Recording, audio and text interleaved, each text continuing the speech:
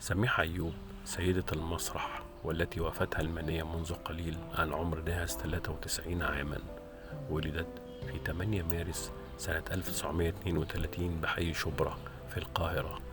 أحبت الفن منذ بدايتها، مما دفعها للالتحاق بالمعهد العالي للفنون المسرحية، حيث درست على يد كبار المخرجين والأساتذة، منهم زكي طليمات. كانت البداية الحقيقية لسميحة أيوب على خشبة المسرح، حيث وجدت نفسها في أدوار تميزت بالعمق والقوة.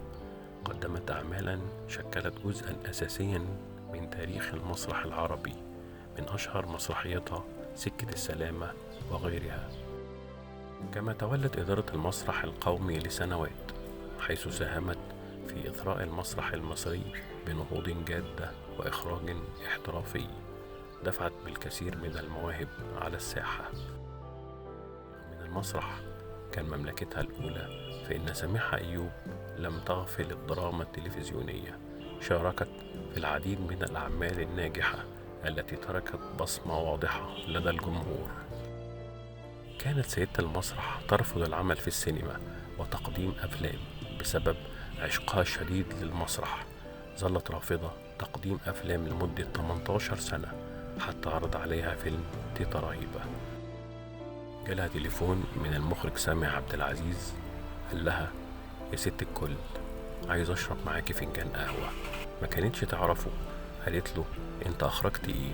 قال لها: أخرجت فيلم الفرح. قالت له: لا تعالى. واشتغلت معاه تيتا رهيبة.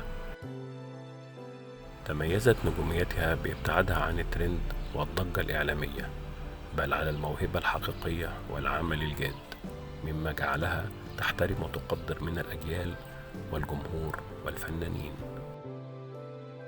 تعتبر سميحة أيوب رمزا من رموز الثقافة والفن في مصر والعالم العربي، امرأة استطاعت أن تفرض نفسها في زمن كاد المجال الفني فيه شديد التنافس.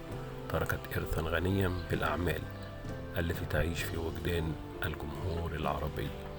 وداعا، سميحة أيوب سيدة المسرح.